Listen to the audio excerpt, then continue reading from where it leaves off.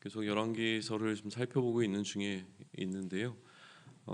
스토리가 지금 계속 진행 중이기 때문에 사실은 그 중간에 멈춰 서서 무언가 우리가 이 말씀을 놓고 오늘 나의 삶에 주시는 하나님의 지혜를 구하는 것이 생각보다 이렇게 쉬운 것 같지 않다는 생각이 좀 듭니다.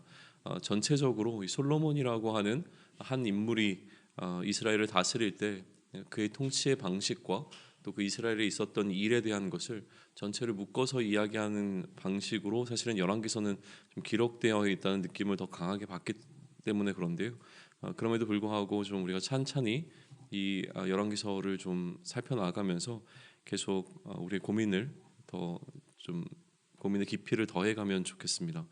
어제 이 솔로몬 시대에 관한 좀 이야기가 등장을 했었죠. 열왕기상 4장에 기록된 내용은 솔로몬 시대의 어떤 정치 혹은 또 경제, 문화, 뭐 군사, 외교 뭐 이런 것들에 관한 여러 가지 소위 얘기하면 기록들을 우리에게 좀 전달해주고 있었습니다. 그 느낌이 그대로 사실은 열왕기상 5장으로 넘어오게 되어집니다. 그래서 열왕기상 5장의 전반부에 기록되고 있는 내용은 그리고 열왕기상 5장 전체가 지금 흘러가고 있는 흐름은 어떻게 보시면 좋겠냐면 무역이라고 하는 어떤 카테고리에서 좀 오늘 내용을 살펴보시면 좋을 것 같아요. 그러니까 솔로몬 시대에 뭐 주변국과 이제 나름대로 무역이 좀 일어나게 되어지는데 그 가운데서 오늘은 이제 두로의 왕 그러니까 무역의 대상국은 두로였고 그 두로의 왕은 히람이었습니다. 그래서 이 두로 왕 히람과 솔로몬의 어떤 대화 혹은 소위 얘기하면 이 나라 간의 어떤 교역에 관한 이슈가 지금 좀 다뤄지고 있는 것이죠. 이렇게 시작을 합니다. 솔로몬이 기름 부음 받고 그의 아버지를 이어 왕이 되었다 함을 두로 왕이 듣고 일어난 일입니다. 이 두로 왕 히람은 기본적으로 다윗을 너무나 사랑했던 사람이었고 평생 다윗과의 관계가 굉장히 좋았던 왕으로 지금 설명되어지고 있습니다. 그래서 이제 다윗의 뒤를 이어 솔로몬이 이 왕좌에 등극했다는 소식을 듣고 신하들을 먼저 보내게 됩니다. 솔로몬에게 이 하림의 신하들이 도착하자 솔로몬은 하림에게 한 가지 부탁을 하게 되어지는데요. 선대왕 다윗은 전쟁으로 인해서 성전을 건축하지 못했는데 이제는 태평한 시대, 그러니까 태평성대라고 하는 그 소위 얘기하면 그러한 시대가 이제 열렸으니 하나님께서 아버지 다윗에게 하신 말씀과 같이 다윗은 할 수 없었으나 그의 아들이 건축하기로 한 이 성전을 지어야 되겠다라고 하는 이야기를 합니다. 다시 얘기하면 이 다윗의 아들인 자신이 성전을 이제 건축하고자 한다라고 하는 그 의사를 밝히고 있는 부분이에요. 그 부분이 우리가 함께 읽었던 3절로부터 5절까지의 말씀입니다. 그래서 이 성전 건축을 위해서 자재가 좀 필요한데 레바논에서 백향목을 벌목해서 가져올 수 있도록 하는 그 일에 허락과 도움을 지금 요청하고 있습니다. 두로와 시돈이라고 하는 지역은 레바논의 항구 도시였는데 레바논은 기본적으로 이스라엘의 북쪽에 위치한 지역이었죠. 그래서 솔로몬의 종들이 허락을 해주면 직접 그 레바논에 가서 나무를 베어 갖고 와야 하는데 실제로 이 솔로몬의 종들 같은 경우에는 이 나무 벌목하는 거에 나름대로 노하우가 전혀 없어서 그것을 하기가 좀 어려우니까 벌목을 허락한 것과 아울러서 값을 지불할 테니 이 벌목을 할 수 있는 사람들을 좀 선별해서 도와달라라고 하는 부탁을 하게 되어집니다. 히람은 솔로몬이 성전을 건축하려 한다는 소식을 듣고 굉장히 기뻐하고 이 벌목을 허락하게 되어지죠. 그래서 벌목한 건축 자재는 뗏목을 통해서 예루살렘으로 옮기기로 결정을 합니다. 그리고 이 건축 자재는 물물 교환 방식으로 대금이 지불되게 되는데 하림은 자신의 궁정을 위한 음식을 솔로몬에게 요구하죠. 그래서 이 나무들을 보낼 테니 음식을 좀 보내달라라고 하는 이 교역이 일어나고 있습니다. 그리고 10절과 11절을 보시게 되어지면 그러한 방식으로 교역이 일어났다라고 하는 사실을 기록하고 있고요. 아울러서 하림과 솔로몬은 서로 나름대로 어떤 통상 조약이라고 해야 될까요? 나름대로 이 무역에 관한 어떤 약조를 서로 하게 되는 장면이 12절에 등장하게 되어집니다. 그리고 나서 13절로부터는 이 일에 동원된 사람들과 어떤 방식으로 동원되었는가라고 하는 부분을 좀 설명해 주고 있어요. 그래서 이제 이스라엘 가운데서 일꾼들을 불러 일으켰는데 그 일꾼의 수가 3만 명이었고요. 솔로몬은 이들을 10,000명씩 그룹지어서 한 달 단위로 좀 일을 하도록 사역을 하도록 맡겼습니다. 그리고 나머지 2달은 집에서 좀 쉴 수 있도록 했죠. 그래서 3교대 근무를 통해서 10,000명씩 이 일에 동참하는 방식으로 계속 이제 사역이 흘러가게 되었던 것입니다. 그리고 짐꾼은 7만 명이었고 산에서 돌을 이제 다듬는 자는 8만 명이었다라는 거예요. 그 이들을 이제 관리하고 감독하는 자가 3,300명이 되었다라고 하는 기록이 지금 계속 이어지고 있죠. 그래서 이처럼 이제 솔로몬의 건축자들과 히람의 건축자와 또 그발 사람이 돌을 다듬고 성전을 건축하기 위해 제목과 돌들을 갖추는 장면, 성전을 이제 건축하기 위한 어떤 자재들을 준비하는 장면이 오늘 우리 앞에 놓여 있는 열왕기상 5장이 기록해 주고 있는 내용입니다. 앞서서 얘기했지만 기본적으로는 이제 솔로몬 시대에 있었던 무역 사건 하나를 지금 기록하고 있는 거죠. 그래서 두로와 어떠한 무역 하나를 했는데 이 무역의 핵심은 무엇이었냐면 성전을 건축하기 위한 자재를 구해오는 것이 이 교역의 핵심적인 목표였습니다. 그러니까 그냥 이 기본적인 어떤 이 내용들을 전해주고 있는 소위 말하면 어떤 팩트에 가까운 실제로 있었던 일을 그냥 기록하고 있는 어떤 내용인데 이거를 이제 우리가 나름대로 이 안에서 어떤 메시지를 생각하기 위해서 몇 가지 질문들을 좀 던져볼 필요가 있는데 이런 질문들을 한번 던져보면 좋을 것 같아요. 지금 솔로몬은 성전을 건축할 마음을 계속 갖고 있었습니다. 성전을 건축하려고 할 때 그 자재를 이스라엘 자체에서 공수하는 게 아니라 레바논이라고 하는 지역에 있는 나무를 가져다가 써야 되겠다라고 하는 생각을 일단은 하고 있다라고 하는 것이죠. 왜 그랬는가라고 하는 것을 복잡하게 생각하지 않아도 아마도 그곳의 나무가 좋은 것이었기 때문에 그 나무를 이제 선택했을 것이고 그가 갈 수 있고 가능한 범위 안에서 가장 좋은 나무를 선택하고자 하는 것이 이 레바논의 나무를 선택한 이유가 아닐까라고 하는 설명이 좀 가능한 부분일 것 같아요. 근데 조금만 더 신학적으로 생각해 본다면 우리는 이러한 좀 고민을 해볼 수 있을 것 같습니다. 솔로몬이 성전을 짓지만 지금 이 성전을 짓는데 동원되는 연 인원은 어마어마한 인원이 사실은 이 성전을 함께 건축을 하고 있단 말이에요. 근데 이 성전 건축에 동참하고 있는 사람들이 유대인들뿐만이 아니라고 하는 사실은 굉장히 중요하게 보입니다. 무슨 얘기냐면 하나님을 위한 유대인들의 신으로 여겨지는 유대인들의 유일신으로 여겨지는 이 하나님을 위한 성전을 건축하는 일에 있어서 지금 유대인들만 그래서 이스라엘 사람들만 이 일에 동원된 것이 아니라 그 근처에 있었던 우호적인 나라의 백성들도 함께 와서 이 일을 돕고 있다라고 하는 사실, 이것은 굉장히 좀 의미가 있지 않을까라는 생각을 하게 되는 거예요. 유대인들만의 손으로 지어진 것이 아니라 성막을 지을 때하고는 사뭇 분위기가 좀 다르다라고 하는 거예요. 성전을 건축할 때는 외부, 소위 얘기하면 이방인들의 도움이 이 안에 지금 흘러들어가고 있는 것을 보게 되는데 신학적인 차원이나 선교적 측면에서 보게 되어지면 분명히 하나님의 성전은 유대인들 손으로만 지어진 것이 아니라 그런 의미에서 보게 된다면 유대인과 이방인들이 함께 지은 성전이 되어진다라고 하는 사실이죠. 이 안에서 뭔가 이제 묵상의 주제들은 계속 나올 수 있을 거라는 생각을 하게 됩니다. 이 부분을 한번 기억하시면서 앞으로 이 성전 건축이라고 하는 이슈에 대한 것들을 좀 생각해 보시면 좋을 것 같고요. 기본적으로 이제 그 성전 건축을 할 때 이방인들과 유대인들이 함께 동역했다라고 하는 사실을 이야기하기 전에 일단 중요한 건 솔로몬이 성전을 건축하기로 마음을 작정을 했다는 사실이 더 먼저잖아요.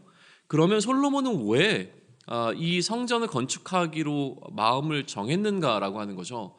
솔로몬이 이처럼 마음을 정한 그 근본적인 이유는 사무엘하 7장에서 비롯되는 것으로 우리는 해석해 볼 수 있을 것 같습니다. 이후에도 계속 이제 반복적으로 등장하게 되어지는데 아버지 다윗에게 하나님께서 약속하신 그 언약의 근거에서 지금 솔로몬은 그 성전을 건축하는 책임이 자신에게 있다라고 우선은 생각했던 것 같아요.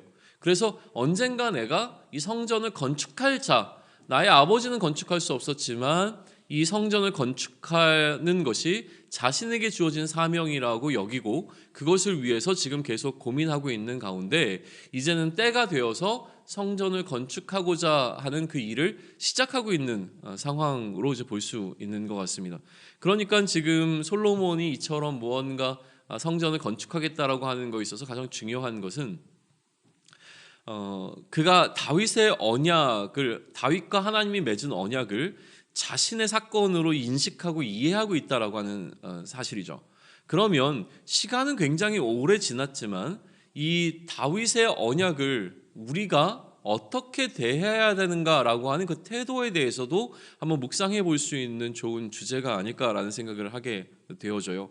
우리의 삶에서 다윗의 언약이라고 거창하게 이야기하지 않아도 하나님의 말씀은 늘 약속인데 하나님께서 나를 지키시겠다, 나를 사랑하시겠다, 하나님께서 나와 동행하시겠다, 하나님께서 나를 선대하시겠다, 모든 것들은 다 사실은 약속인데 이 하나님의 말씀에 대한 그 약속이 오늘 살아가는 나의 삶의 자리 가운데서 어느 정도의 비중을 차지하고 있는가라고 하는 것에 대해서 좀 생각해 볼 필요가 있는 것 같습니다. 아울러 우리도 명확하게 사명을 맡은 자들입니다.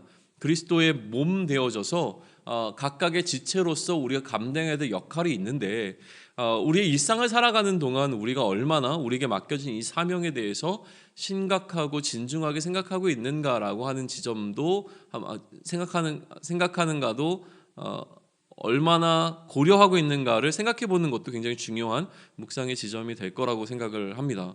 마지막으로 한 가지만 더 언급하고 마치면 좋겠는데요. 이 성전을 건축하는데 지금 투입되고 있는 인원수 그리고 앞으로 성전이 건축되어지는데 걸리는 기간을 가늠해 보면 이 성전을 건축하는 사역은 보통 사역이 아니었을 것이라고 하는 것이죠. 그리고 이 엄청나게 많은 사람들이 단순히 한꺼번에 몇만 명이 모였다가 흩어지는 어떤 방식이 아니라 그들이 모여서 일할 때 이들이 먹고 자고 생활하는 이슈까지도 사실은 굉장히 디테일하게 들어갈 수밖에 없는, 그리고 이들의 주거지에서 일하는 것이 아니라, 그래서 출근했다 퇴근하는 방식이 아니라 이들이 오히려 레바논까지 가서 그곳에서 벌목을 해서 가지고 오는 일에도 동참해야 하고, 또 마찬가지로 그 나라 레바논에 있었던 두로와 시돈 지방의 사람들이 오히려 예루살렘까지 내려와서 이곳에서 함께 협력해야 되는 이 일은 오늘 이 시대에 우리가 동일한 방식으로 무언가 프로젝트를 하나 진행한다고 했을 때 굉장히 엄청난 일이라는 겁니다. 관리자만 3,000명 이상이 필요할 정도의 어마어마한 프로젝트가 사실은 지금 진행되고 있다라고 하는 사실이죠. 그러니까 이거를 지금 기록하고 있는데요. 뭘 얘기하고 싶으냐면 한번 이스라엘 이 지금 원 독자들의 입장에서 생각해 보시고 묵상해 보시면 좋을 것 같다는 생각이 문득 들었습니다. 열왕기서는 오늘 우리에게 지금 전해지고 있지만 1차적으로는 지금 이스라엘 백성들에게 쓰여진 책입니다. 그리고 이스라엘 백성들에게 성전이라고 하는 것은 그들의 삶의 중심에 놓여 있었던 굉장히 중요한 공간입니다. 단순히 건물을 넘어서서 이것은 그들에게 그들의 정체성을 나타내주는 굉장히 중요한 곧 성전이 그들 자신이라고 생각할 수 있을 정도로 굉장히 의미 있는 이제 건축물이잖아요. 그러면 이 성전을 매일 보면서 자라고 성전에 대한 것을 교육받고 성전에서 하나님과 만나고 이러한 삶을 살았던 자들에게 성전이 어떻게 건축되었는가에 관한 이야기를 전하는 것은 우리가 생각하는 방식하고는 완전히 다를 거라는 좀 어떤 추측이 좀 가능하다는 거예요. 우리도 무언가 굉장히 우리가 합심해서 어떤 프로젝트를 하나를 해냈습니다.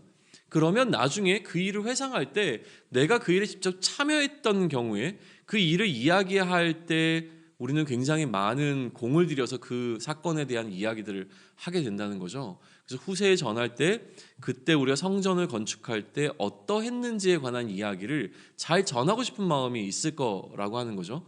그러다 보니까 지금 우리는 이 성전을 건축하게 되어지는 장면을 앞으로 이제 살펴보게 될 것이고, 오늘 우리 앞에 놓이는 본문 속에서는 이 성전 건축을 위한 자재를 어떻게 마련했는가에 관한 이야기만 듣는데도 벌써 이 성전을 건축하는 일이 굉장히 규모 있고 어마어마한 일이라고 하는 사실을 느끼게 된다라고 하는 것이죠. 그런 의미에서 지금 성전이 갖고 있는 어떤 그 의미를 이스라엘 백성들이 다시 한번 회상하는 느낌으로 지금부터 이제 오늘부터 진행되게 되어지는 성전이 건축되어지는 과정 가운데 우리가 동참할 수 있으면 좋겠다는 생각이 우선 드는 겁니다.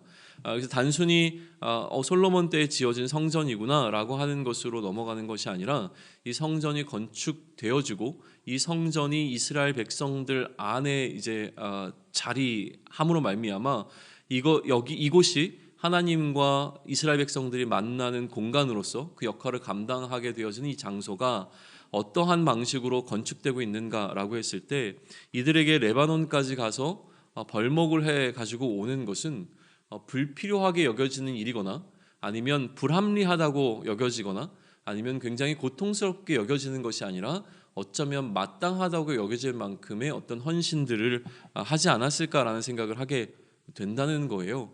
단순히 일하자라고 해서 되는 문제가 아니었고 이것은 하나님을 향한 그 한 사람 한 사람의 신앙들이 모아져서 건축되어진 성전이 아닐까라고 하는 생각을 우리가 할 수 있다면, 그러면 오늘 우리가 세우고 있는 그리스도의 몸에 관하여서 우리는 어떠한 마음가짐을 가지고 있는가라고 하는 것을 좀 되돌아볼 수 있으면 좋겠다라고 하는 겁니다.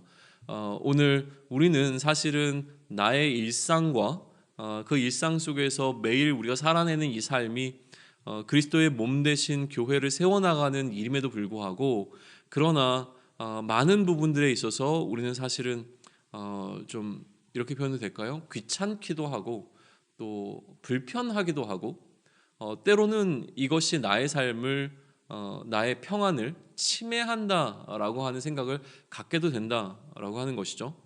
그런 의미에서 우리가 성전을 대하는 태도, 곧 성전은 이제 우리이기에 그리스도를 머리로 하는 우리들이기에 그러한 우리들 안에 우리가 이 성전을 세우는 일에 어떻게 마음을 모아 갈 것이며 나의 태도를 어떻게 잡을 것인가 라고 하는 것을 다시 한번 이제 돌아볼 수 있는 시간이 되면 좋겠습니다.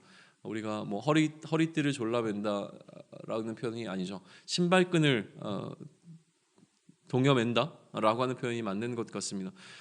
무언가 이제 다시 한번 준비할 때에 우리의 마음가짐을 새롭게 할 수 있으면 좋겠고요.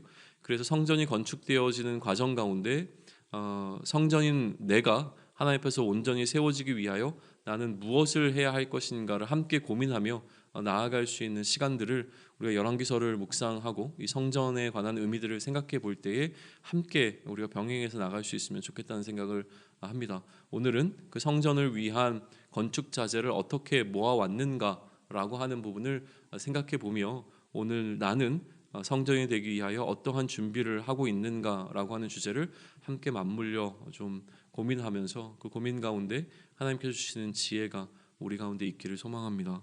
아멘.